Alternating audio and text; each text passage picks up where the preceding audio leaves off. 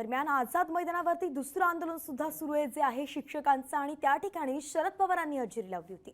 ज्ञानदान करणाऱ्यांवरती संघर्ष करण्याची वेळ येऊ देऊ नका, अशी मागणी यावेळी शरद पवारांनी केली आहे। आज त्यांनी आझाद मैदानात गेल्या 4 दिवसांपासून सुरू असलेल्या आंदोलनाला भेट दिली आणि यावेळी त्यांनी सरकारला खडे बोल सुनावलेत।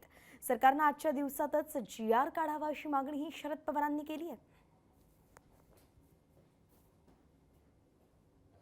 स्पष्ट सांगावं लागेल की बाकी कुणाच्याही बाबतीत कोणाशी काही तक्रार असेल तर त्याच्या खोलाशी जाऊ इच्छित नाही, पण ज्ञानदानाची जबाबदारी ज्यांच्यावर आहे आणि उद्याची महाराष्ट्राची पिढी ही तयार करण्याची नैतिक जबाबदारी ज्यांनी अंतःकरणापासून स्वीकारलेली आहे त्यांना संघर्ष करायची वेळ येऊन देऊ नका।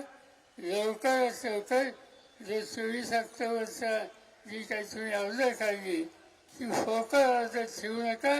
त्यासाठी काय 1000-1200 कोटी लागतील, मला आकडा नक्की माहिती नाही, 1100 त्याची तरतूद करा, त्याचे द्यायला सुरुवात करा आणि या राज्यामध्ये शिक्षकाचा सन्मानच होतो।